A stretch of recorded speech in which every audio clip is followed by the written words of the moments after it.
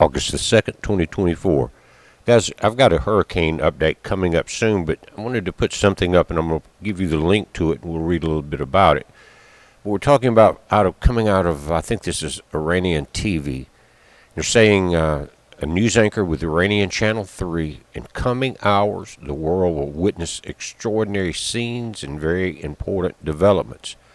Now, we saw where Israel had taken out a couple of the upper leaders of Hamas and another guy there, and they buried them today. Now, today is also a holy day in Israel. So, are we about to see major problems tonight? Let me say this. They have been evacuating as many people as they could. 70,000 were trying to get out yesterday afternoon from the big Ben Gurion airport there. And now most of the flights in and out have been canceled because of this. People on both sides of the border, or both sides of this war, they're telling their people to get ready. Now, what he's saying here, again, and you can come here, I'll link to it.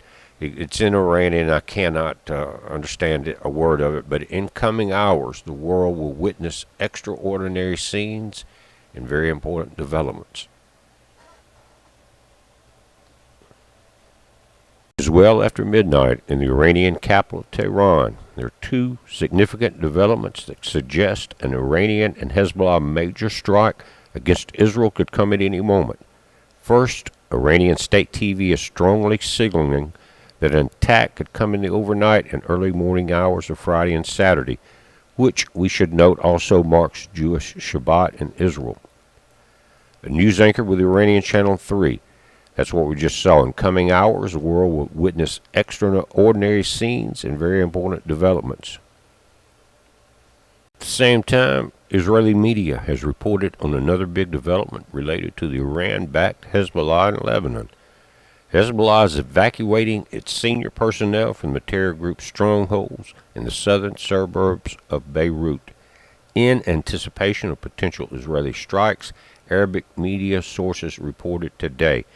The Iran-backed group has also reportedly moved the military equipment it stored to areas further away from the Lebanese capital. An anonymous U.S. official has also been cited as saying Tehran will take time to decide on the type of response it launches, and it will take time to prepare the response. Now, this has been going on a couple of days. The burial and the funeral were today.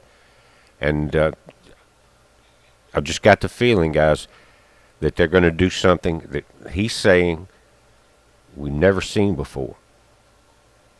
Prior April 13th ballistic missile and drone attack from Iran on Israel took several days to happen after Iran leaders first said they would hit back. I remember that.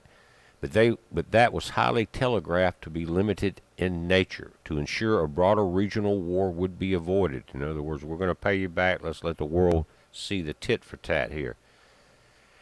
Any new attack and revenge for killing Haniyeh on Iranian soil is likely to come quicker and be less predictable. Now, I heard somewhere today that Iran has told their citizens to do not record anything going on as far as military movement or anything that you see. And if they tell you not to do it, guys, you better listen, because they got a lockup you may never come out of over there. Anyway, they're shutting down the media. Another big deal. Because you think about it, they don't want to telegraph this particular mission.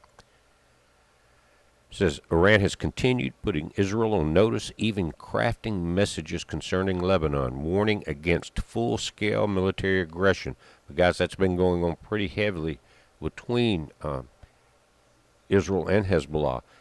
They're saying it will lead to an obliterating war. According to a fresh statement, the Islamic Republic's United Nations mission, all options, including the full involvement of all resistance fronts, are on the table.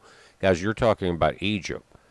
All the nations around there, because Egypt was friendly, but they've been kind of going the other way lately. I just telling you, and I've mentioned it before. Was in the 73 war, something like that. Israel is not friends with Egypt, vice versa. Finally, there's another breaking development. U.S. Defense Secretary orders Navy cruisers, listen, destroyers, and an additional fighter squadron to the Middle East. The Pentagon says, according to Reuters, this includes the following new readiness posture. Finally, there's another breaking development. The U.S. Defense Secretary orders Navy cruisers, destroyers, and additional fighter squadrons to the Middle East. The Pentagon says, according to Reuters, that this includes the following new readiness posture. The USS Abraham Lincoln Carrier Strike Group is going to replace the USS Theodore Roosevelt, currently in the Gulf of Oman. An additional fighter squadron to the Middle East, additional ballistic missile defense capable cruisers and destroyers to the Mediterranean and Gulf regions. Steps to ready deployment of additional land-based ballistic missile defenses.